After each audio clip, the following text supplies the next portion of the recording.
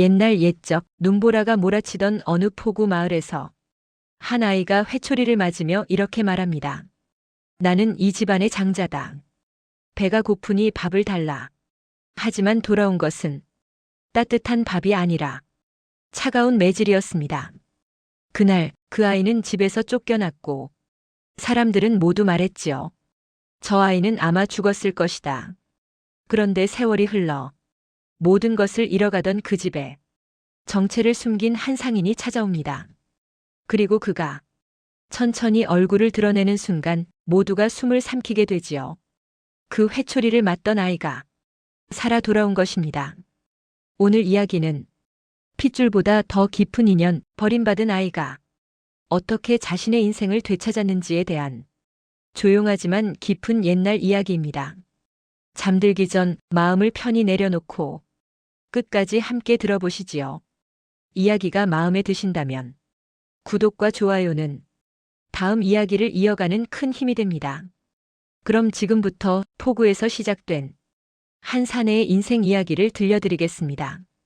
눈보라가 몰아치는 겨울밤 동해안 끝자락 포구 마을의 최가 저택에서는 이상한 소리가 들려왔습니다. 쿵, 쿵. 무언가 무거운 것이 마루를 두드리는 소리였지요. 마을 사람들은 고개를 돌렸지만 아무도 그 집 문을 두드리지 않았습니다. 최문각의 집안일에 끼어드는 것은 이 마을에서 살아남는 법이 아니었으니까요. 그날 밤 최가 저택의 안채에서는 한 여인이 숨을 헐떡이고 있었습니다. 문각의 본처 정씨 부인이었습니다. 그녀의 얼굴은 밀랍처럼 하얗게 굳어 있었고 입술은 파랗게 질려 있었지요. 곁에는 8살 난 아들 서윤이 어머니의 손을 꼭 쥐고 앉아 있었습니다. 어머니, 물. 서윤의 목소리는 가늘었습니다. 하지만 방 안 어디에도 물 한 그릇 없었지요. 하녀들은 모두 사랑채로 불려갔고 이 안채에는 오직 어머니와 아들 단둘뿐이었습니다. 그때였습니다. 사랑채에서 여자의 웃음소리가 들려왔습니다. 낮고 탁하고 어딘지 모르게 기분 나쁜 웃음이었지요. 곧이어 남자의 목소리가 섞였습니다. 바로 아버지 최문각의 목소리였습니다. 하, 백씨. 그대의 아들 만수는 참으로 영리하오. 벌써 구구단을 다 외웠다니. 저희 만수가 워낙 총명해서요. 상단일도 금방 배울 겁니다. 서윤은 가만히 눈을 감았습니다. 아버지는 석 달 전부터 새 여자를 들였습니다. 포구에서 생선을 팔던 백씨였지요. 남편을 잃고 어린 아들 하나를 키우던 그녀는 문각의 눈에 띄자마자 빠르게 저택 안으로 들어왔습니다. 처음에는 병든 부인을 돌보겠다며 들어왔지만 정작 안채에는 발도 들이지 않았지요. 대신 그녀가 한 일은 따로 있었습니다. 도련님, 이건 드시면 안 됩니다. 어느 날 밤 하녀 연화가 서윤의 밥상을 물렸습니다. 그리고 조용히 숟가락을 들어 국을 떠먹어 보더니 얼굴이 하얗게 질렸지요. 이게 뭐가 들어간 거예요? 연화는 즉시 밥상을 치우고 부엌으로 달려갔습니다. 그리고 그날 이후 서윤의 밥은 연화가 직접 지어 날랐습니다. 하지만 연화는 아무에게도 말하지 않았습니다. 이 집에서 살아남으려면 보고도 못 본 척해야 하는 것들이 있었으니까요. 캬! 갑자기 안채에서 비명이 터져 나왔습니다. 정씨 부인이 입에서 피를 토하며 몸을 비틀고 있었던 것입니다. 서윤은 황급히 어머니를 부축했지만 여린 팔로는 어쩔 수 없었지요. 사람 살려! 어머니가! 서윤의 외침에도 사랑채는 조용했습니다. 오히려 그 웃음소리만 더 크게 들려왔지요. 도련님! 연화가 헐레벌떡 뛰어들어왔습니다. 그녀는 부인의 상태를 살피더니 눈빛이 굳어졌습니다. 이건 독초를. 뭐라고? 아닙니다. 제가 의원을 모셔오겠습니다. 연화는 눈보라를 뚫고 마을 의원에게 달려갔습니다. 하지만 의원은 고개를 저었지요. 최가 댁일에는 끼어들 수 없네. 자네도 알지 않나 지금 그 집 주인이 누구 손을 들어주고 있는지. 하지만 사람 목숨이. 목숨? 이 마을에서 최문각보다 센 게 목숨인가? 의원은 문을 닫아버렸습니다. 연화는 결국 빈손으로 돌아왔고 그날 밤 정씨 부인은 세상을 떠났습니다. 향년 32살. 결혼한 지 겨우 10해 아들 하나를 남긴 채였습니다. 장례는 초라했습니다. 문각은 집안 사정이 어렵다며 간소하게 치렀고 백 씨는 아예 장례의 얼굴도 비치지 않았지요. 마을 사람들은 수군거렸습니다. 본처가 죽자마자 저렇게 노골적으로구나. 쯧쯧, 저 어린 것은 어쩌려고. 최문각이 저렇게 냉정한 사람인 줄 몰랐네. 하지만 아무도 나서지 않았습니다. 이 마을에서 최문각의 어물 상단을 거치지 않고는 생선 한 마리 팔 수 없었으니까요. 장례를 치른 지 사흘째 되던 날, 서유는 어머니의 방을 정리하다가 이불 밑에서 작은 천보따리를 발견했습니다. 풀어보니 그 안에는 편지 한 장과 은비녀 하나가 들어있었지요. 편지에는 이렇게 적혀 있었습니다. 유나, 어미가 미안하구나. 너를 지켜주지 못해서. 이 비녀는 내 외할머니가 주신 것이다. 언젠가 내가 이 집을 떠나게 되거든 이것을 팔아 밥을 사 먹거라. 그리고 명심해라. 이 세상에서 너를 지킬 사람은 오직 너 자신뿐이다. 서유는 편지를 읽고 또 읽었습니다. 그리고 천천히 접어서 가슴에 품었지요. 바로 그날 저녁이었습니다. 서유나, 이리 와봐라. 아버지 문각이 서윤을 사랑채로 불렀습니다. 방 안에는 백 씨와 만수도 함께 앉아 있었지요. 문각은 담배를 한 모금 빨고는 차가운 목소리로 말했습니다. 이제 내 나이도 8이니 글 공부를 시켜야겠구나. 네. 하지만 이 집에서는 어렵다. 내가 너무 음산하거든. 음산하다? 서유는 고개를 들었습니다. 아버지의 눈에는 아무런 감정도 없었습니다. 마치 물건을 보듯 차갑게 아들을 내려다보고 있었지요. 백 씨가 끼어들었습니다. 도련님, 사실은 말입니다. 제가 점을 보았는데요. 점? 네. 무당 보살님께서 그러시더군요. 이 집에 귀신 붙은 아이가 있다고요. 서윤의 등에 소름이 돋았습니다. 그 아이가 집안의 기운을 빨아먹고 있으니 멀리 보내야 애군이 풀린다고 하셨습니다. 문각은 고개를 끄덕였습니다. 그래. 나도 그 생각을 했다. 내 어미가 죽은 것도 어쩌면. 아버지. 서윤이 처음으로 소리쳤습니다. 어머니는 병으로 돌아가셨습니다. 제가 무슨. 닥쳐. 문각의 호통이 방 안을 울렸습니다. 내가 감히 어른 말에 대들어? 이것 봐라, 이렇게 버릇이 없으니 귀신이 붙었다는 게 아니겠느냐? 만수가 음흉하게 웃었습니다. 그날 밤 결정이 내려졌습니다. 서유는 보름 뒤 먼 어촌 분점으로 보내진다는 것이었습니다. 보름이라는 시간은 너무 짧았습니다. 서유는 매일 밤 어머니의 방에 앉아 그 편지를 읽고 또 읽었습니다. 이 세상에서 너를 지킬 사람은 오직 너 자신뿐이다. 8살 아이가 이해하기에는 너무 무거운 말이었지만 서유는 본능적으로 알고 있었습니다. 이제 이 집에서 자신을 지켜줄 사람은 아무도 없다는 것을. 도련님.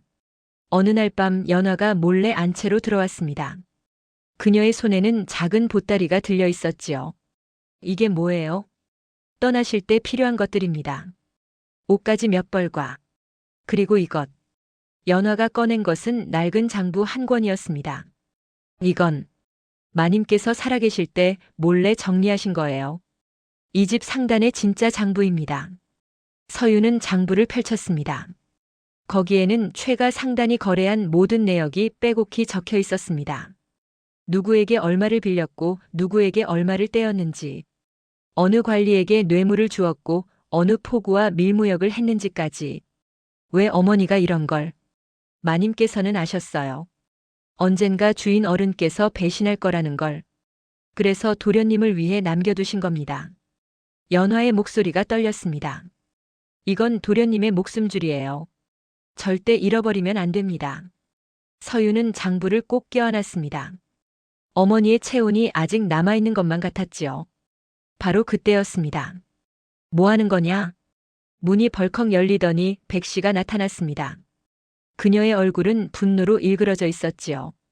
감히 안채에 몰래 들어와? 이 천한 것이. 백 씨는 연화의 뺨을 후려쳤습니다. 찰싹. 소리와 함께 연화가 바닥에 쓰러졌습니다. 그리고 백 씨의 손이 서윤에게 뻗어왔습니다. 서윤은 재빨리 장부를 품속에 숨겼지요. 뭘 숨긴 거냐? 내놔. 아무것도 아니에요. 이 버릇없는 것이.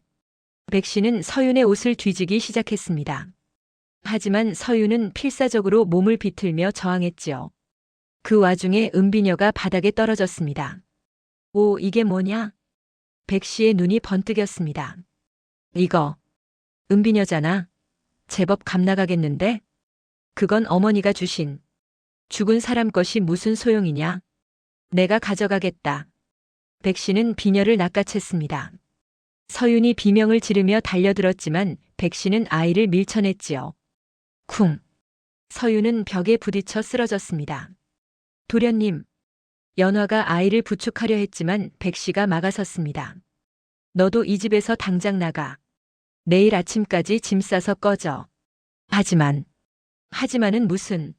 주인 어른께 일러바치기 전에 알아서 사라져. 연화는 이를 악물었습니다. 하지만 어쩔 수 없었지요.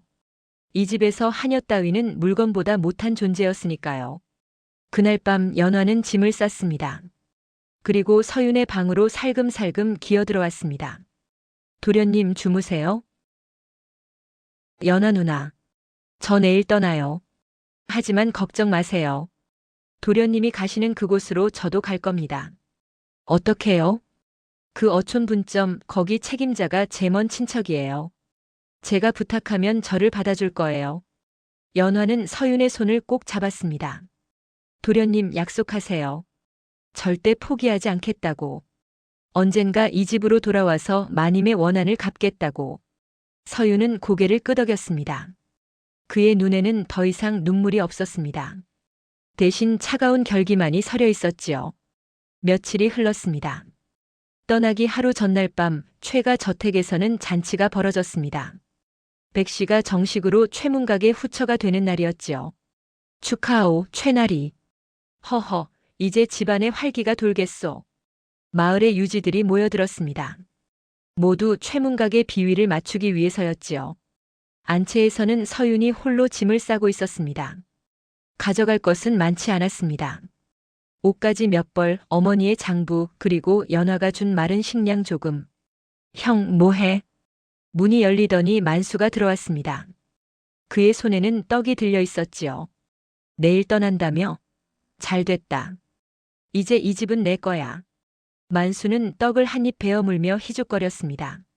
너 같은 귀신 붙은 놈은 빨리 꺼져야 해. 안 그러면 우리 어머니가 또 아프실 거야. 서윤은 아무 말도 하지 않았습니다. 만수는 심심했는지 서윤의 짐을 뒤지기 시작했습니다. 뭐야, 이것밖에 없어? 쯧쯧 가난하긴. 그때 만수의 손이 장부에 닿았습니다. 이게 뭐야? 장부? 손대지 마. 서윤이 처음으로 소리쳤습니다. 만수는 오히려 신이 났습니다. 오, 뭔데 이렇게 숨겨? 어디 보자.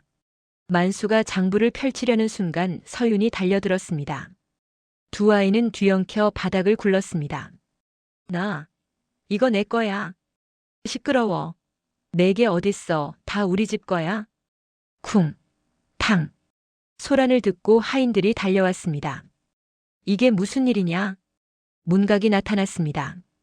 그의 얼굴은 술기운으로 붉게 상기되어 있었지요. 아버지, 저 나쁜 놈이 저를 때렸어요. 만수가 거짓 울음을 터뜨렸습니다. 뭐? 문각의 눈빛이 차갑게 식었습니다. 서윤아, 내가 동생을 때렸느냐? 아닙니다. 만수가 먼저 제 물건을. 닥쳐. 문각의 호통이 울렸습니다. 내일 떠나는 주제에 집안을 어지럽히고 당장 썩 나가거라. 하지만 아버지, 나가라고 했다. 문각은 서윤의 멱살을 잡고 방 밖으로 내던졌습니다. 서윤은 마당 한가운데 나뒹굴었습니다. 잔치에 온 손님들이 모두 지켜보고 있었습니다. 쯧쯧 불쌍하게. 아비가 저렇게 매몰차다니. 뭘 저러니까 귀신이 붙었다는 거 아니겠소? 수군거림이 들렸지만 아무도 서윤을 일으켜주지 않았습니다. 서윤은 천천히 몸을 일으켰습니다. 그리고 아버지를 똑바로 쳐다보았습니다. 문각은 그 눈빛을 피했습니다. 어쩐지 등골이 서늘해지는 기분이었지요. 창고에 가서 자거라. 내일 새벽에 떠날 것이다. 문각은 그렇게 말하고는 서둘러 사랑채로 돌아갔습니다. 서윤은 캄캄한 창고로 걸어갔습니다. 거기에는 물건들만 가득했고 이불 한 장 없었지요. 하지만 서윤은 개의치 않았습니다. 그저 무릎을 끌어안고 앉아서 어둠 속에서 혼자 중얼거렸습니다. 기다려. 반드시 돌아올 거야. 그날 밤 눈이 내리기 시작했습니다. 창고 지붕을 두드리는 눈송이 소리만이 어린 아이의 각오를 들어주고 있었습니다. 새벽 닭이 울기도 전 서윤은 창고 문이 열리는 소리에 잠을 깼습니다. 일어나라. 떠날 시간이다. 최문각의 목소리는 어제보다 더 차갑게 가라앉아 있었습니다. 옆에는 짐꾼 2명이 서 있었지요. 그들의 표정에는 동정도 관심도 없었습니다. 그저 짐 하나를 실어 나르는 일일 뿐이었으니까요. 서윤은 묵묵히 보따리를 챙겼습니다. 마당으로 나오니 눈이 소복이 쌓여 있었습니다. 하늘은 아직 어둡고 폭우에서 불어오는 바람은 뼛속까지 파고들었지요. 수레에 타거라. 문각이 가리킨 곳에는 낡은 수레 하나가 서 있었습니다. 생선을 나르던 수레였는지 비린내가 진동했지요. 아버지. 서윤이 처음으로 입을 열었습니다. 돌아올 수 있습니까? 문각은 대답하지 않았습니다. 그저 고개를 돌렸을 뿐이지요. 가거라. 그곳에서 철이 들기를. 그것이 마지막 말이었습니다. 서윤이 수레에 오르려는 순간 누군가 헐레벌떡 달려왔습니다. 잠깐만요. 잠깐만요. 연화였습니다. 그녀는 숨을 헐떡이며 작은 보따리를 내밀었습니다. 도련님, 이거 드세요. 길에서 시장하실까봐. 보따리 안에는 주먹밥 몇 개가 들어 있었습니다. 연화. 괜찮아요. 저도 곧 갈 거예요. 약속했잖아요. 연화는 억지로 웃었지만 그녀의 눈가는 이미 붉게 부어 있었습니다. 이 천한 것이. 갑자기 백씨가 나타나 연화의 뺨을 후려쳤습니다. 어제 꺼지라고 했는데 아직도 여기 있어? 당장 나가. 저는 그저 도련님께. 도련님은 무슨. 이제 이 집 사람도 아닌데. 백씨는 연화를 밀쳐냈습니다. 연화는 눈 위에 고꾸라졌지요. 서윤이 수레에서 뛰어내리려 했지만 짐꾼이 그를 붙잡았습니다. 가만히 계세요, 도련님. 일을 더 크게 만들지 마시고. 나요? 연화 누나가. 출발한다. 문각의 명령에 수레가 움직이기 시작했습니다. 서윤은 뒤를 돌아보았습니다. 연화가 눈 위에서 몸을 일으키며 손을 흔들고 있었지요. 백씨는 그녀를 발로 차며 무언가 소리치고 있었지만 이미 멀어져서 들리지 않았습니다. 최가 저택이 점점 작아졌습니다. 그리고 마침내 눈보라 속으로 사라졌습니다. 수레는 사흘을 달렸습니다. 첫날은 그나마 길이 있었지만 이틀째부터는 거친 산길을 넘어야 했습니다. 수레는 덜컹거렸고 서윤의 몸은 이리저리 흔들렸지요. 짐꾼들은 말이 없었습니다. 가끔 쉬면서 밥을 먹을 때도 서윤에게는 차가운 물과 딱딱한 건빵만 주었습니다. 연화 누나가 준 주먹밥 좀 먹어도 될까요? 마음대로 하시오. 우린 상관없소. 짐꾼들은 무뚝뚝했지만 그래도 때리거나 욕하지는 않았습니다. 그들도 그저 돈 받고 일할 뿐이었으니까요. 서윤은 주먹밥을 꺼냈습니다. 한 입 베어 물자 짠맛이 입안에 퍼졌습니다. 아, 연화 누나가 울면서 만들었구나. 서윤은 눈물을 삼키며 주먹밥을 먹었습니다. 사흘째 되던 날 저녁. 수레는 마침내 목적지에 도착했습니다. 여기요. 짐꾼이 가리킨 곳은 절벽 아래 작은 포구였습니다. 바다는 검푸르게 일렁이고 파도는 쉬지 않고 바위를 때렸지요. 포구에는 허름한 오두막 몇 채만 덩그러니 서 있었습니다. 여기가 분점입니까? 그렇소. 최가 상단의 북쪽 분점이지. 하지만 분점이라고 하기엔 너무 초라했습니다. 오두막 중 가장 큰 것도 방이 2개뿐이었고 지붕은 곳곳이 뚫려 있었습니다. 저기 있는 사람이 이곳 책임자요. 강노인이라고 하오. 짐꾼이 가리킨 곳에는 100발의 노인이 그물을 깁고 있었습니다. 서윤은 수레에서 내렸습니다. 강노인 어르신? 노인은 천천히 고개를 들었습니다. 그의 얼굴은 주름투성이었고 눈은 흐릿했지만 묘하게 날카로운 기운이 감돌았지요. 너냐? 네. 최서윤입니다. 그래. 소문은 들었다. 본가에서 쫓겨난 도련님이라며. 노인은 그물을 옆에 놓고 천천히 일어났습니다. 여기서 뭘 하고 싶으냐? 일을 배우고 싶습니다. 일? 8살짜리가 무슨 일을?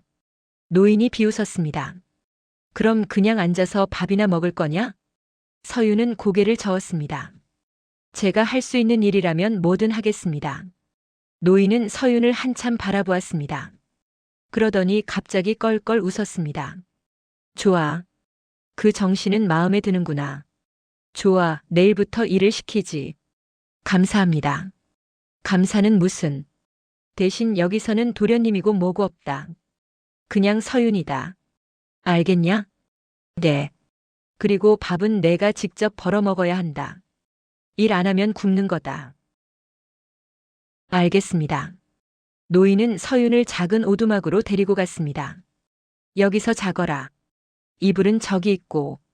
방 안에는 낡은 이불 한 채와 깨진 항아리 하나만 덩그러니 놓여 있었습니다. 최가 저택의 안채와는 천지 차이였지요. 하지만 서윤은 불평하지 않았습니다. 감사합니다. 노인은 문을 닫고 나갔습니다. 서윤은 이불 위에 앉았습니다. 그리고 품속에서 어머니의 장부를 꺼냈습니다. 촛불을 켜고 장부를 펼쳤습니다. 거기에는 최가 상단의 모든 비밀이 담겨 있었습니다. 어머니 기다려주세요. 제가 반드시. 그때였습니다. 똑똑. 누군가 문을 두드렸습니다. 누구세요? 접니다, 도련님. 문이 열리자 눈 덮인 누더기를 쓴 사람이 나타났습니다. 서유는 눈을 의심했습니다. 연화. 누나? 네. 약속했잖아요. 제가 온다고. 연화는 반쯤 얼어붙은 몸으로 주저앉았습니다.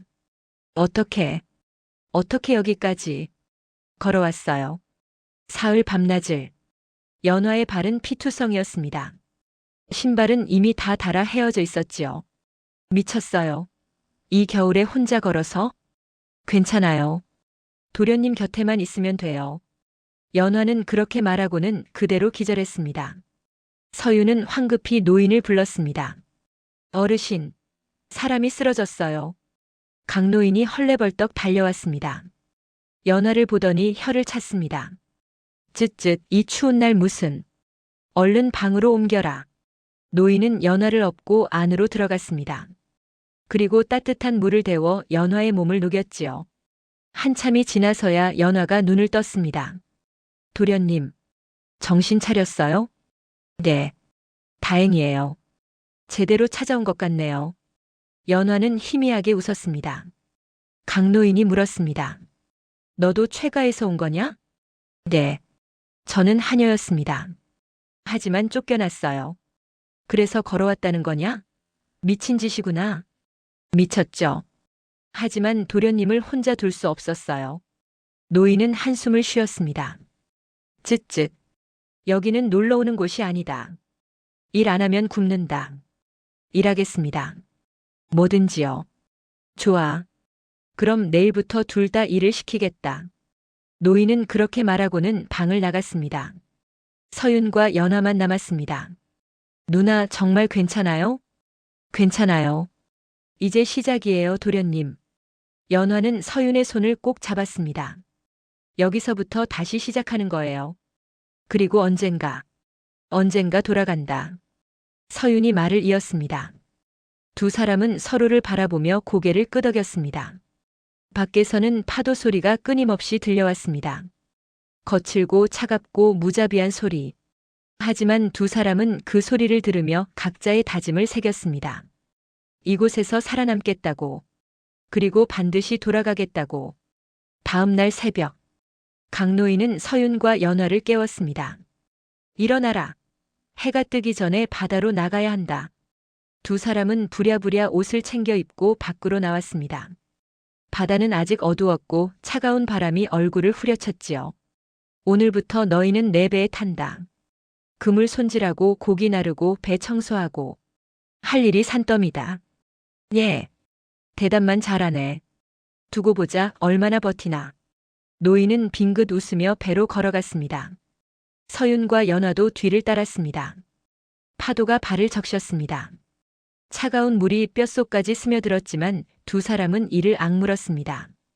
이것이 새로운 시작이었으니까요. 그들의 긴 싸움은 이제 막 시작되었습니다. 첫 달은 지옥이었습니다. 서윤의 손은 일주일 만에 갈라지고 터졌습니다. 그물을 당기고 고기를 나르고 배 바닥을 닦는 일은 8살 아이에게는 너무 가혹했지요.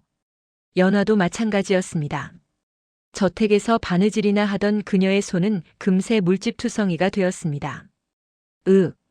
서윤이 신음을 삼키며 그물을 당겼습니다. 그물에는 고기가 가득 걸려 있었고 무게는 아이 몸무게의 몇 배는 되었지요. 더 힘을 줘야지. 강노인이 고함을 쳤습니다. 그렇게 힘없이 당기면 그물이 찢어진다. 찢어지면 오늘 밥은 없다. 서윤은 이를 악물었습니다. 온몸에 힘을 다해 그물을 끌어당겼습니다. 손에서 피가 배어나왔지만 멈출 수 없었습니다. 좋아. 그래, 그렇게. 드디어 그물이 배 위로 올라왔습니다. 팔딱팔딱 뛰는 고기들 사이에서 서윤은 주저앉았습니다. 도련님. 연화가 달려와 서윤을 부축했습니다. 손이. 피가. 괜찮아요. 서윤은 고개를 저었습니다. 이 정도는 괜찮아요. 하지만 그의 목소리는 떨리고 있었습니다. 강노인이 다가왔습니다. 제법이구나. 첫날에 그물을 올릴 줄은 몰랐다. 노인은 서윤의 손을 들여다보았습니다. 손이 이게 뭐냐? 오늘은 여기까지만 하자. 어서 올라가서 약이나 바르거라. 하지만 아직 정리가. 내가 한다. 가거라. 노인의 목소리에는 묘한 온기가 담겨 있었습니다. 서윤과 연화는 오두막으로 돌아왔습니다. 연화가 물을 데워 서윤의 손을 씻어주었습니다. 아야. 참으세요, 도련님. 곧 나을 거예요. 연화의 손도 똑같이 피투성이었지만 그녀는 서윤부터 챙겼습니다. 누나 손은요? 제 건 괜찮아요. 거짓말. 누나 손이 더 심한데. 서윤은 연화의 손을 잡았습니다. 두 사람은 말없이 서로의 상처를 닦아주었습니다. 밖에서는 파도 소리가 들렸습니다. 그리고 강노인의 노랫소리도 희미하게 들려왔지요. 파도야 파도야 내 배를 삼키지 마라. 며칠이 흘렀습니다. 서윤과 연화는 조금씩 일에 익숙해져 갔습니다. 하지만 진짜 시련은 따로 있었습니다. 야, 너희. 어느 날 오후 포구에 낯선 사내들이 나타났습니다. 그들은 거친 옷차림에 흉터투성이 얼굴을 하고 있었지요. 최가 상단에서 온 놈들이지? 사내 중 하나가 서윤을 노려보았습니다. 네. 그렇습니다만. 그렇다면 돈 내놔. 돈이요? 이 포구는 우리 구역이다. 여기서 장사하려면 자리세를 내야지. 사내들은 건달들이었습니다. 이 지역을 주름잡는 무리였지요. 하지만 저희는 장사를 하는 게 아니라. 닥쳐. 최가 상단 놈들이 여기서 고기를 잡아가면 그게 장사 아니고 뭐야? 사내가 서윤의 멱살을 잡았습니다. 이번 달 자리세 은단량이다. 내일까지 가져와. 은단량이요? 그런 돈이 어디? 그건 내 문제지. 안 내면. 사내는 서윤을 바다 쪽으로 밀었습니다. 바다에 빠뜨려 버릴 거야. 서윤은 비틀거렸습니다. 바로 그때였습니다. 손 치워. 강노인이 나타났습니다. 그의 손에는 작살이 들려 있었지요. 강노인? 늙은이가 왜 나서? 내 배에서 일하는 애들이다. 건드리지 마. 이 늙은이가? 내가 감당할 수 있을 것 같아? 사내들이 웃었습니다. 하지만 강노인은 웃지 않았습니다. 해적질 하던 시절이 그립냐? 뭐? 너희 두목 김사복. 내가 30년 전에 구해준 놈이지. 가서 전해라. 강철산이 아직 살아있다고. 사내들의 얼굴이 굳었습니다. 강철산? 설마 당신이. 그래. 나다. 노인의 목소리는 낮았지만 묘한 위압감이 흘렀습니다. 사내들은 서로 눈빛을 교환했습니다. 알겠습니다. 이번만 봐드리죠. 그들은 황급히 물러났습니다. 서윤은 멍하니 노인을 바라보았습니다. 어르신. 강철산이요? 옛날 이름이다. 잊어라. 노인은 작사를 내려놓았습니다. 하지만 명심해라.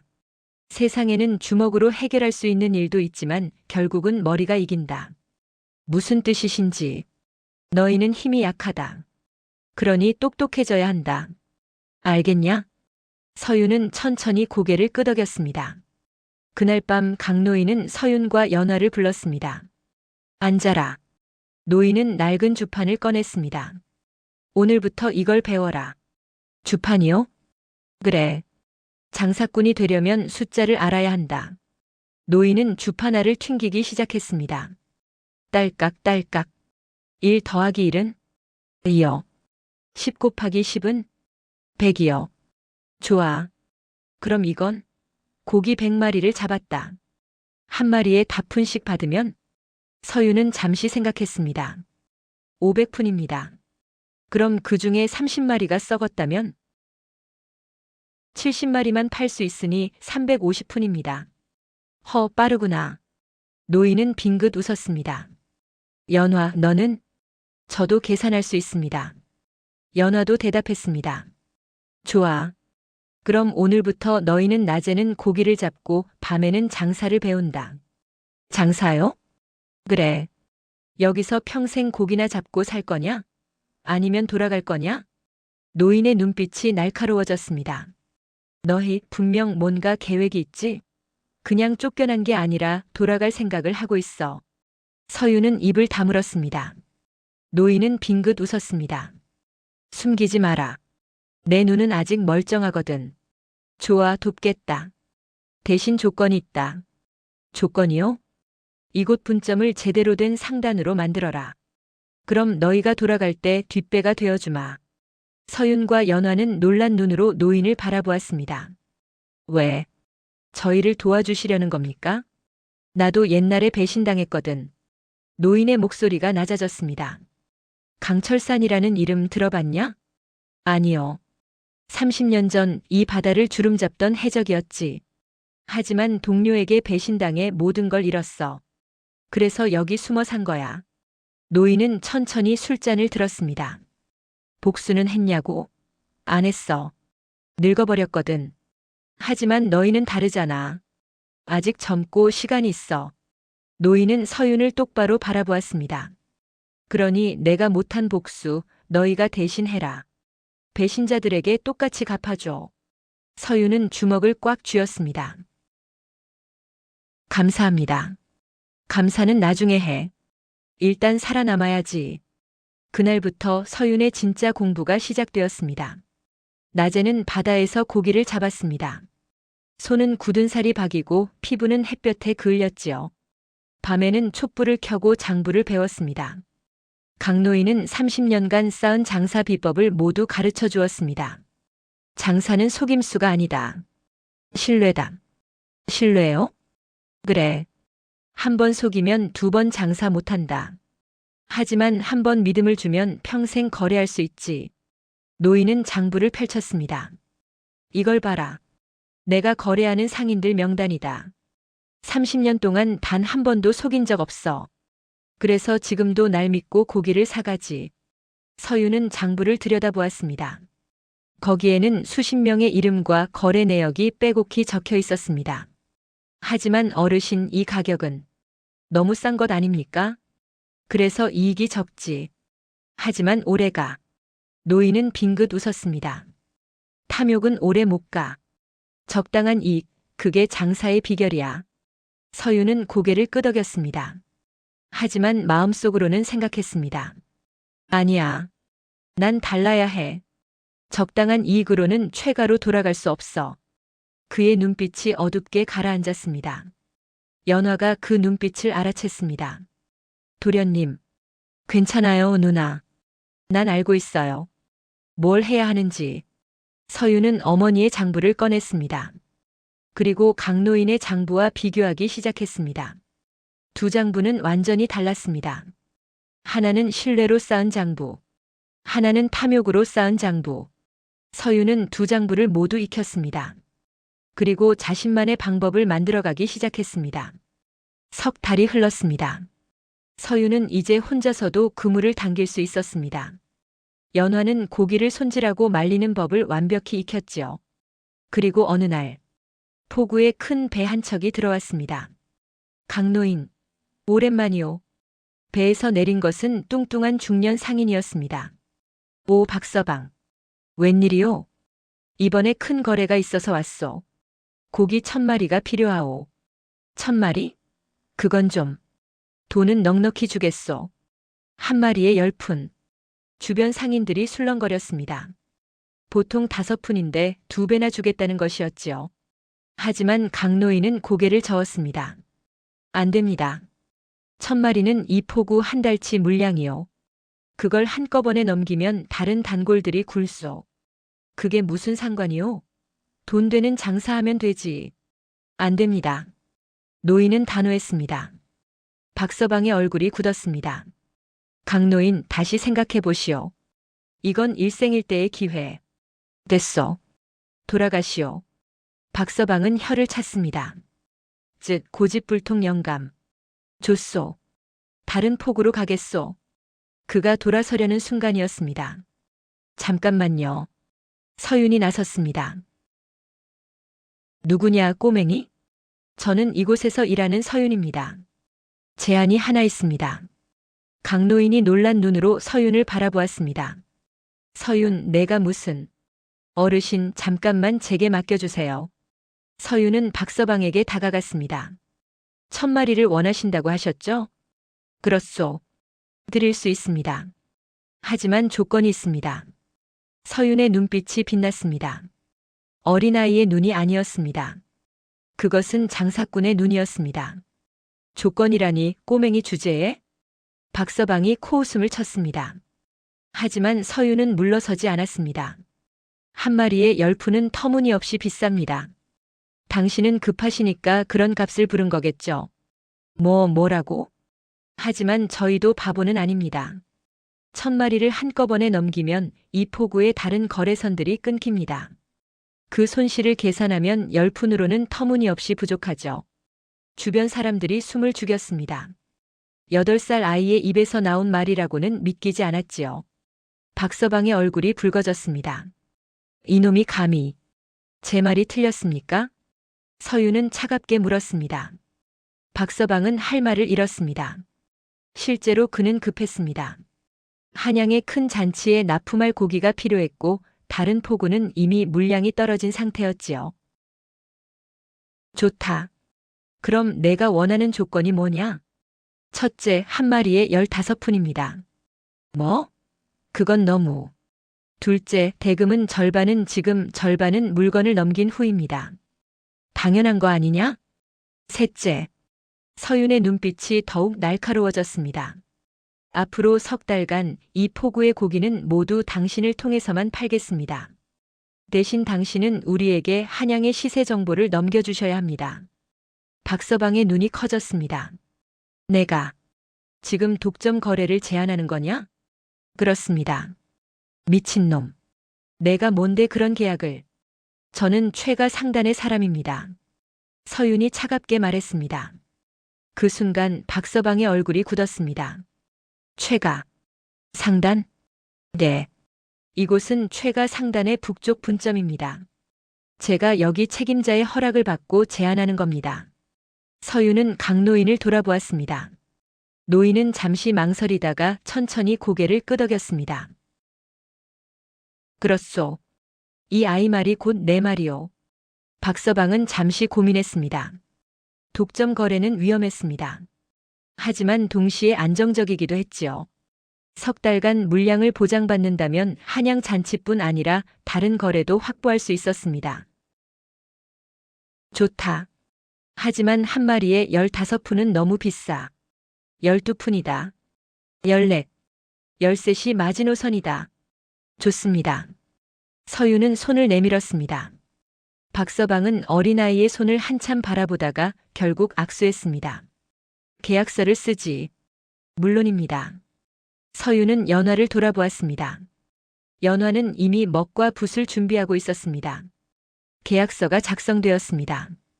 박서방은 도장을 찍으며 중얼거렸습니다. 8살짜리한테 당하다니. 나도 늙었나 보군. 그가 돌아간 후 포구는 술렁거렸습니다. 저 꼬맹이 봤어? 대단하던데? 최가 상단이라더니 과연. 하지만 괜찮을까? 독점 거래라니. 사람들의 수군거림 속에서 강노인은 서윤을 데리고 오두막으로 들어갔습니다. 앉아라. 노인의 목소리는 무거웠습니다. 서윤은 바닥에 앉았습니다. 도련님. 연화가 걱정스러운 눈으로 바라보았지만 서윤은 고개를 저었습니다. 강노인은 한참을 말없이 서윤을 바라보았습니다. 그러더니 갑자기 껄껄 웃었습니다. 하하. 제대로 한 방 먹였구나, 그 박서방 놈. 어르신? 좋아, 아주 좋아. 내 어미가 가르쳐줬냐? 아니면 타고났냐? 장부를 보고 배웠습니다. 서윤은 어머니의 장부를 꺼냈습니다. 강노인은 장부를 펼쳐보았습니다. 그의 얼굴이 서서히 굳어졌습니다. 이게 최가 상단의 진짜 장부냐? 네. 여기 보니까 관리 매수 밀무역 이중장부. 썩을 대로 썩었구나. 노인은 장부를 덮었습니다. 그래서 내가 쫓겨난 거냐? 네. 너무 많이 알아버렸고. 아니면 제거당했을 겁니다. 서윤의 목소리는 담담했습니다. 너무 담담해서 오히려 섬뜩했지요. 강노인은 한숨을 쉬었습니다. 서윤아. 네. 복수는 쉬운 게 아니다. 특히 내 아비를 상대로 하는 건 더더욱. 알고 있습니다. 정말 할 거냐? 포기하고 여기서 평범하게 사는 건? 서윤은 고개를 저었습니다. 어머니가 돌아가실 때 손을 잡고 계셨어요. 그런데 아버지는 오시지도 않았습니다. 대신 사랑채에서 그 여자와 웃고 계셨죠. 서윤의 눈에서 눈물 한 방울이 떨어졌습니다. 어머니는 독살당했어요. 전 알아요. 그날 밤 연화 누나가 제 밥을 물린 것도 그 이유도. 연화가 몸을 떨었습니다. 도련님, 어떻게? 알고 있었어요. 다만 모른 척했을 뿐이에요. 서윤은 눈물을 닦았습니다. 그러니 전 돌아가야 합니다. 어머니의 원수를 갚으러. 강노인은 오랫동안 침묵했습니다. 그러다가 천천히 입을 열었습니다. 좋다. 돕겠다. 하지만 조건이 있다. 말씀하세요. 복수는 지혜롭게 해라. 감정에 휩쓸려서 덤비면 내가 먼저 죽는다. 명심하겠습니다. 그리고 이 포구를 정말로 제대로 된 상단으로 만들어라. 그게 내 첫 번째 시험이다. 서윤은 고개를 끄덕였습니다. 그날부터 서윤의 진짜 싸움이 시작되었습니다. 박서방과의 거래는 성공적이었습니다. 1000마리의 고기는 약속된 날짜에 모두 납품되었고 박서방은 약속대로 한양의 시세 정보를 넘겨주었습니다. 서윤은 그 정보를 토대로 다음 거래를 준비했습니다. 연화 누나, 이번 달 한양에서 조기값이 올랐어요. 얼마나요? 2배요. 남쪽에 태풍이 와서 조기잡이 배가 못 나갔대요. 그럼 우리가 조기를 잡아서 보내면 큰 돈을 벌 수 있어요. 연화는 걱정스러운 표정을 지었습니다. 하지만 도련님, 우리 배는 작아요. 조기를 대량으로 잡을 수가. 방법이 있어요. 서윤은 지도를 펼쳤습니다. 여기 봐요. 이 섬 뒤쪽에 조기떼가 지나간대요. 강노인 어르신께 들었어요. 하지만 거긴 너무 위험해요. 암초가 많아서. 위험하니까 아무도 안 가는 거예요. 그래서 기회죠. 서윤의 눈이 빛났습니다. 연화는 한숨을 쉬었습니다. 이 아이 점점 무서워지고 있어. 하지만 말리지 않았습니다. 서윤의 결심을 누구보다 잘 알았으니까요. 강노인에게 제안을 했습니다. 어르신, 저 섬으로 가고 싶습니다. 안 돼. 노인은 단칼에 거절했습니다. 거긴 죽음의 바다야. 나도 젊었을 때 한 번 갔다가 배를 잃을 뻔했지. 하지만 조기값이 돈이 목숨보다 중요하냐? 아닙니다. 서윤은 고개를 숙였습니다. 하지만 포기하지 않았습니다. 며칠 후 서윤은 다시 찾아갔습니다. 어르신, 제가 직접 가보겠습니다. 뭐? 작은 배 한 척만 빌려주세요. 혼자 가서 확인하고 오겠습니다. 미쳤냐? 8살짜리가 혼자 바다에? 어르신께서 가르쳐 주셨잖아요. 장사는 직접 보고 확인하는 거라고. 강노인은 할 말을 잃었습니다. 자기가 한 말에 자기가 당한 꼴이었지요. 안 돼. 너무 위험해. 그럼 같이 가주세요. 서윤이 간청했습니다. 제발요. 이번 기회를 놓치면 우리는 계속 작은 폭우로 남을 거예요. 강노인은 한참을 고민했습니다. 그러다가 결국 한숨을 쉬었습니다. 좋다. 하지만 내 말을 절대 따라야 한다. 알겠냐? 예. 사흘 후 새벽. 서윤, 연화, 그리고 강노인은 작은 배에 올랐습니다. 바다는 잔잔했지만 멀리 먹구름이 보였습니다. 날씨가 안 좋은데. 연화가 불안해했습니다. 괜찮아. 해 뜨기 전에 다녀오면 돼. 강노인은 노를 저었습니다.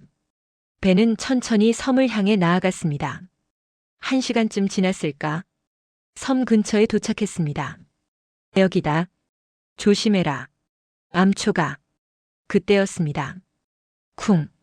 배 밑에서 무언가 부딪히는 소리가 났습니다. 암초다. 빨리 노를. 강노인이 소리쳤지만 이미 늦었습니다. 배가 기울기 시작했습니다. 도련님. 연화가 서윤을 붙잡았습니다. 콰지직. 배 밑바닥이 찢어지는 소리가 났습니다. 물이 차오르기 시작했습니다. 빨리 육지로. 헤엄쳐. 강노인의 고함에 세 사람은 물속으로 뛰어들었습니다. 차가운 바닷물이 온몸을 휘감았습니다. 서윤은 필사적으로 팔다리를 저었습니다. 죽으면 안 돼. 아직 끝나지 않았어. 간신히 바위에 매달렸습니다. 연화와 강노인도 옆 바위에 올라왔습니다. 후. 세 사람은 숨을 헐떡였습니다. 배가 가라앉았어요. 연화가 떨리는 목소리로 말했습니다. 강노인은 아무 말도 하지 않았습니다. 그저 서윤을 노려볼 뿐이었습니다. 죄송합니다.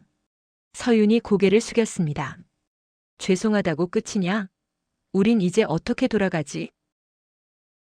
모르겠습니다. 모른다고? 내 욕심 때문에 우리가 여기 갇혔는데? 강노인의 목소리가 떨렸습니다. 화가 나서가 아니었습니다. 걱정 때문이었습니다. 서윤은 입술을 깨물었습니다. 그때였습니다. 저기 봐요. 연화가 바다를 가리켰습니다. 수면 아래로 무언가 반짝이는 것들이 보였습니다. 저건 조깃대다. 강노인의 눈이 커졌습니다. 엄청난 양의 조깃대가 섬 주변을 지나가고 있었습니다. 이렇게 많을 줄이야. 서윤은 그 광경을 멍하니 바라보았습니다. 성공했습니다.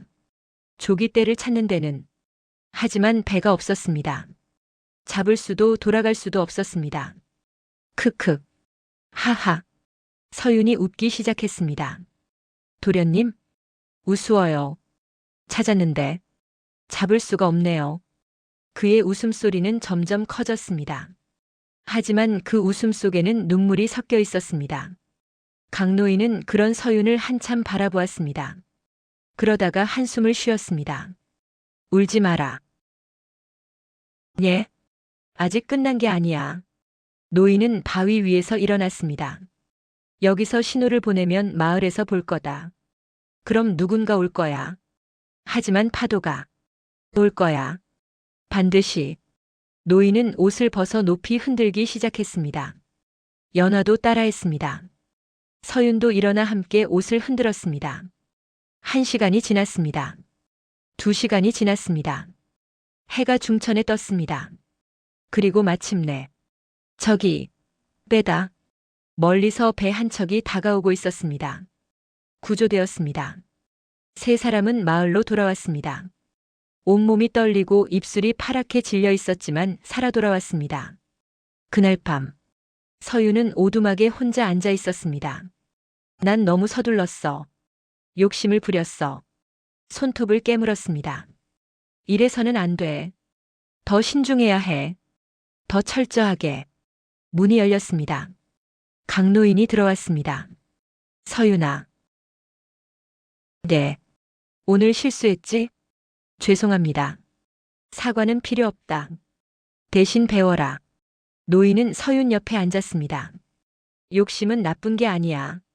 하지만 준비 없는 욕심은 독이지. 네. 다음번엔 제대로 준비해서 가자. 그때는 내가 큰 배를 구해올게. 서유는 고개를 들었습니다. 정말요? 그래. 조깃대를 봤잖아. 저건 진짜야. 잡을 수만 있다면 큰 돈이 될 거야. 노인은 서윤의 어깨를 두드렸습니다. 실패는 끝이 아니야. 배우지 못하는 실패만이 진짜 실패지. 서윤은 천천히 고개를 끄덕였습니다. 그리고 다짐했습니다. 다음번에는 반드시 성공한다. 반드시. 그의 눈빛에 다시 불꽃이 타올랐습니다. 한 달이 흘렀습니다. 강노인은 약속을 지켰습니다. 이웃 포구에서 큰 배를 빌려왔지요. 대신 조건이 있었습니다. 이번 조기잡이에서 나온 수익의 절반을 내놔야 한다. 절반이요? 그건 너무. 선택해라. 아니면 포기하든가. 서유는 이를 악물었습니다. 절반을 내주면 남는 게 얼마 되지 않았습니다. 하지만 아무것도 안 하는 것보단 나았지요. 좋습니다. 하겠습니다. 현명한 선택이다. 강노인은 빙긋 웃었습니다. 하지만 기억해라. 이번이 마지막 기회다. 2번 다시 배를 잃으면 아무도 우리를 안 믿어줘. 명심하겠습니다. 사흘 후 날씨가 맑은 새벽. 이번에는 철저히 준비했습니다. 강노인은 경험 많은 어부 둘을 더 데려왔고 그물도 튼튼한 것으로 새로 구했습니다. 출발한다. 배는 천천히 섬을 향해 나아갔습니다. 이번에는 암초 위치를 정확히 파악하고 있었습니다. 서윤이 지난번 사고 이후 매일 밤 그 지도를 외웠으니까요. 조금만 더 왼쪽으로. 서윤이 소리쳤습니다. 저기 바위 보이죠? 그 옆으로 붙으세요. 어부들이 놀란 표정을 지었습니다. 꼬맹이가 어떻게? 시키는 대로 해. 강노인이 고함쳤습니다. 배는 정확히 안전한 물길을 따라 움직였습니다. 그리고 마침내 도착했습니다. 그물 던져. 첫 번째 그물이 바다로 던져졌습니다. 잠시 후 그물을 끌어올렸습니다. 헉! 그물 가득 조기가 펄떡거렸습니다. 대박이다. 이게 얼마만인지. 어부들이 환호성을 질렀습니다. 다시. 빨리 다시 던져. 2번째, 3번째, 4번째. 그물이 올라올 때마다 조기가 가득했습니다. 해가 중천에 뜰 무렵 배는 조기로 가득 찼습니다. 이제 그만. 더 싫으면 배가 가라앉는다. 강노인이 소리쳤습니다. 돌아간다. 배는 천천히 폭우로 돌아왔습니다. 그 모습을 본 마을 사람들이 모여들었습니다. 저게 다 조기야? 미쳤네. 저렇게 많이 잡다니. 강노인 대단한데. 하지만 진짜 문제는 이제부터였습니다. 연화 누나 박서방한테 즉시 전갈 보내요. 지금요? 네. 한양까지 사흘이 걸려요. 조기는 이틀 안에 팔아야 해요. 늦으면 썩어요. 연화는 즉시 달려갔습니다. 하지만 박서방의 답은 차갑했습니다. 지금은 바쁘다. 다음 달에 거래하자. 하지만 미안하지만 안 된다. 끝. 연화는 절망적인 표정으로 돌아왔습니다. 도련님, 박서방이 거절했어요. 뭐라고요? 서윤의 얼굴이 굳었습니다. 이럴 수가. 조기값이 올랐다는 건 거짓말이었나? 아니면 다른 이유가? 머릿속이 복잡해졌습니다. 조기는 시간이 지날수록 가치가 떨어졌습니다. 내일이면 값이 반으로 떨어지고 모레면 썩어서 버려야 했지요. 어떡하죠, 도련님? 연화가 떨리는 목소리로 물었습니다. 서윤은 깊게 숨을 들이쉬었습니다. 진정해. 당황하면 진다. 어머니의 장부가 떠올랐습니다. 거기에는 최가 상단이 거래한 모든 상인의 명단이 있었습니다. 한양에 있는 다른 상인들. 누구였지? 손이 떨렸지만 서윤은 장부를 펼쳤습니다. 그리고 한 이름을 발견했습니다.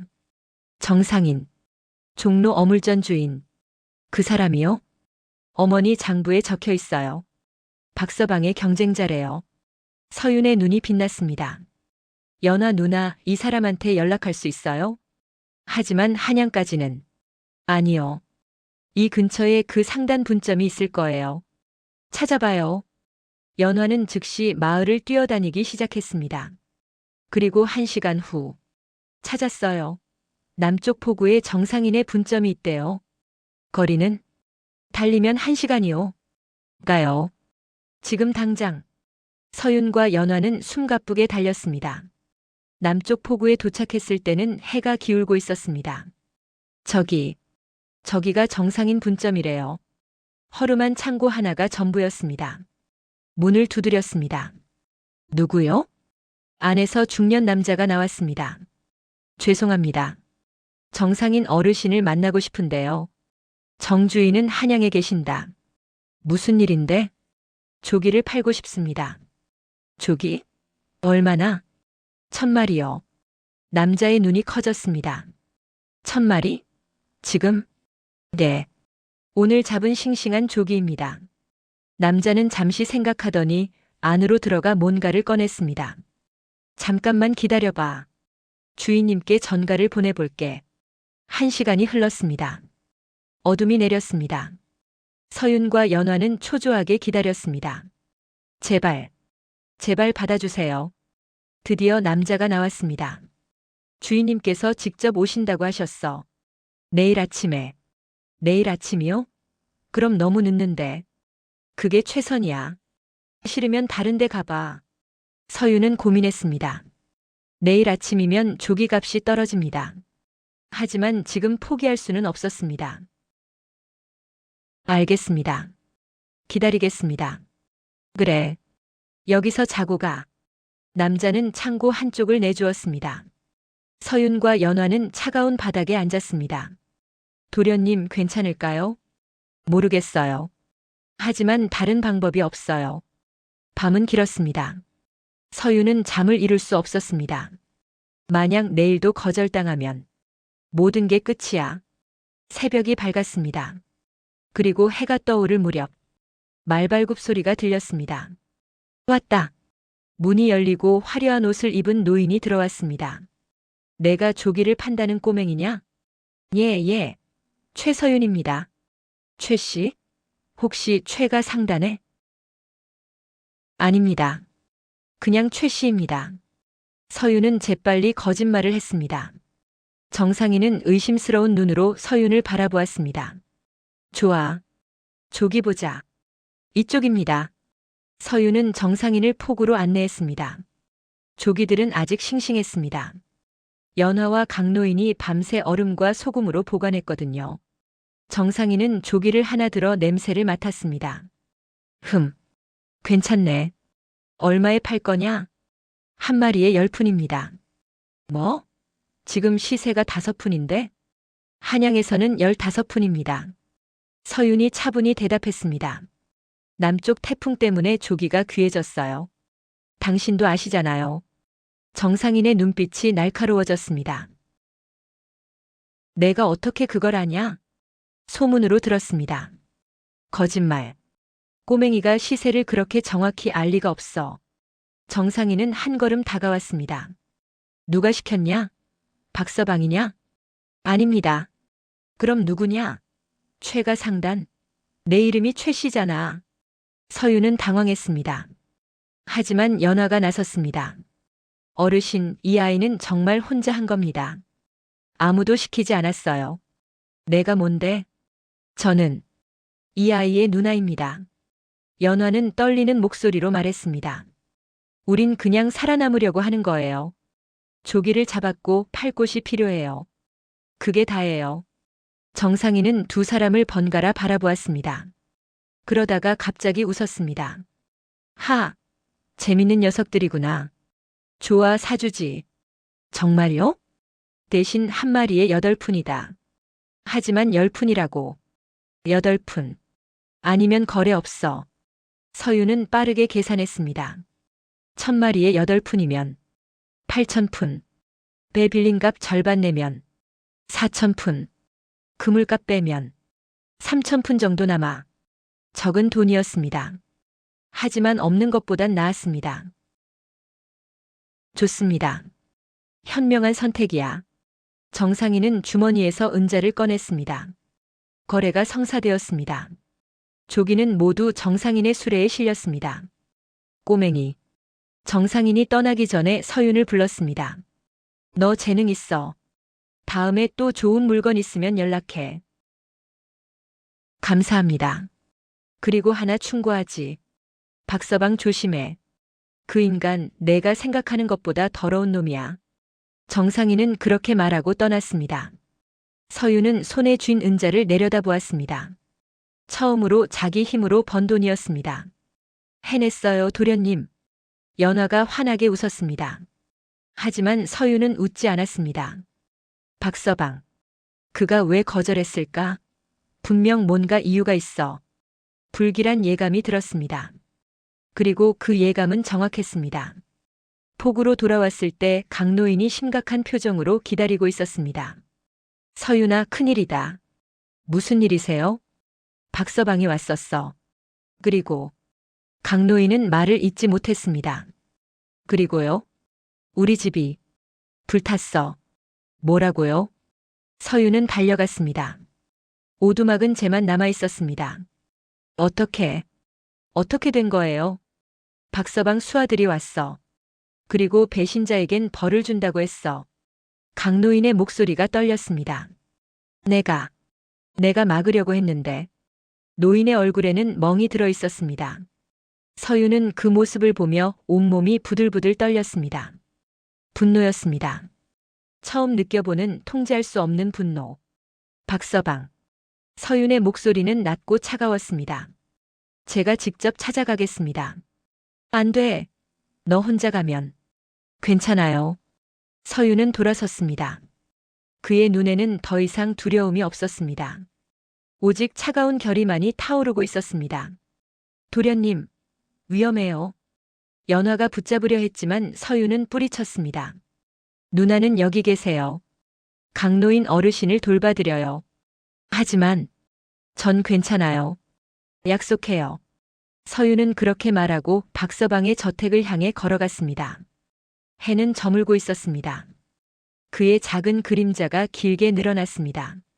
마치 거인의 그림자처럼. 박서방의 저택은 포구에서 가장 큰 건물이었습니다. 서윤이 대문 앞에 섰을 때 문지기가 비웃었습니다. 꼬맹이가 웬일이냐? 여긴 내가 올 곳이 아닌데? 박서방을 만나러 왔습니다.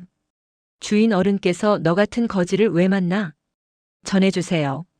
최서윤이 왔다고. 문지기는 코웃음을 쳤지만 안으로 들어갔습니다.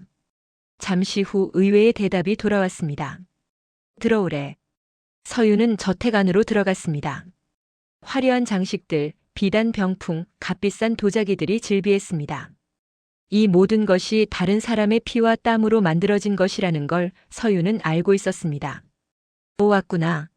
어린 상인 나리. 박서방이 비웃으며 앉아 있었습니다. 그 옆에는 건장한 사내 셋이 서 있었지요. 제 집을 왜 불태웠습니까? 서윤이 차갑게 물었습니다. 지? 아, 그거? 하하.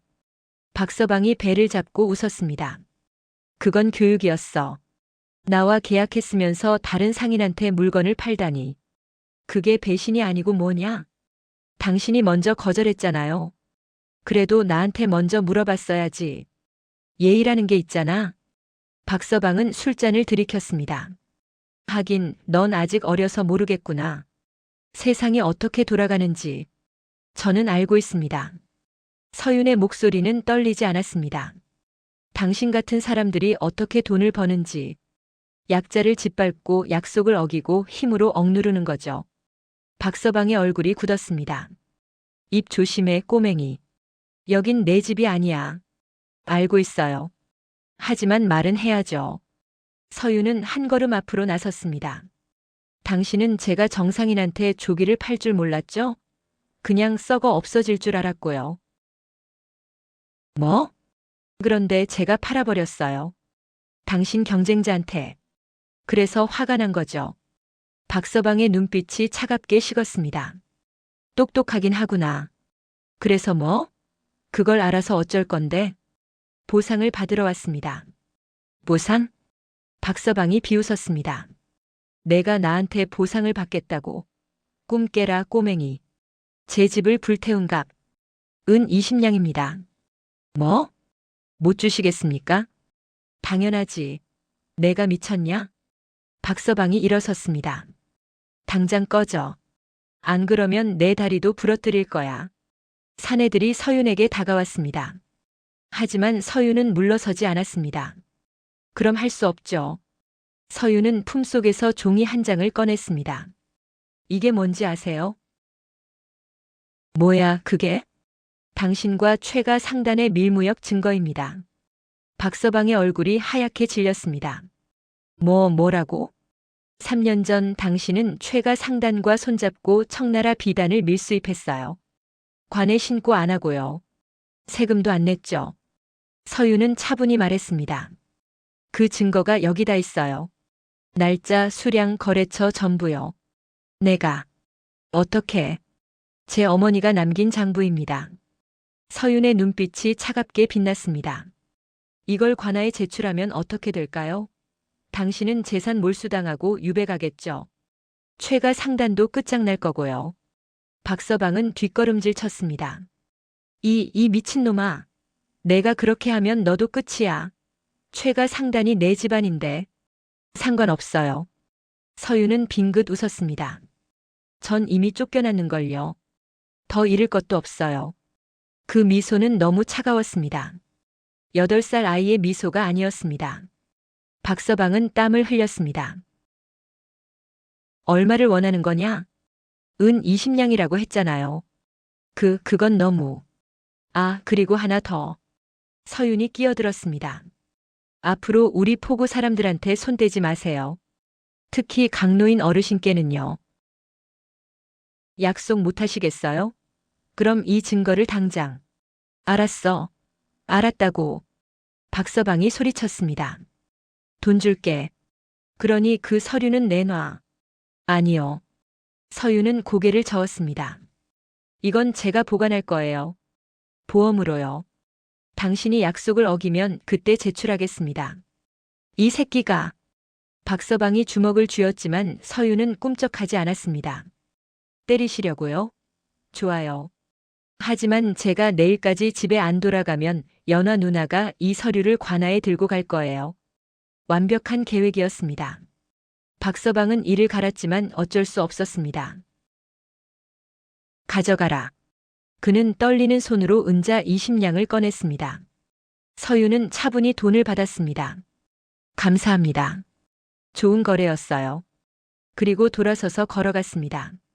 서윤. 박서방이 뒤에서 소리쳤습니다.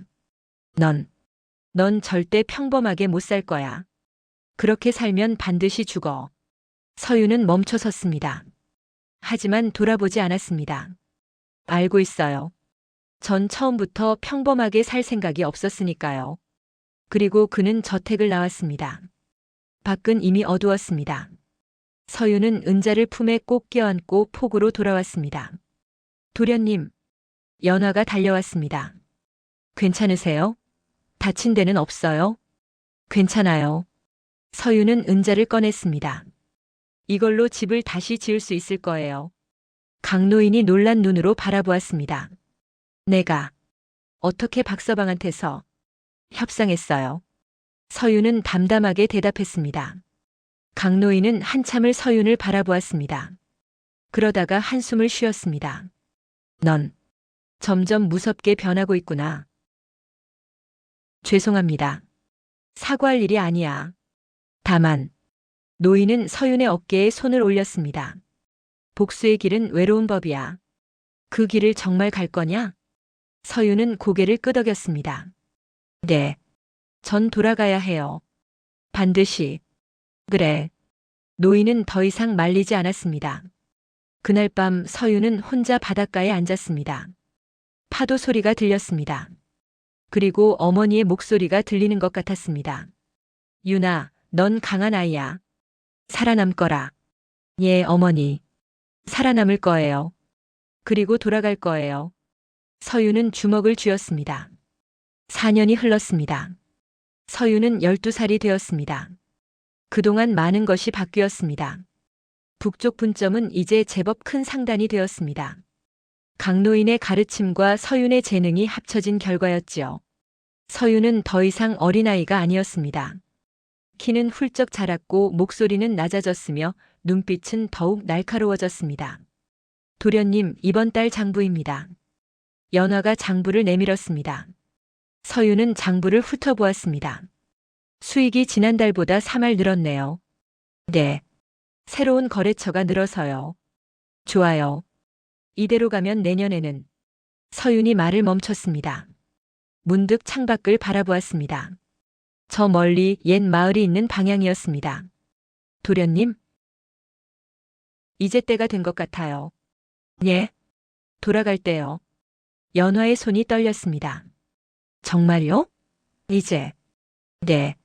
4년 동안 준비했어요. 이제 돌아가서 끝을 낼 때예요.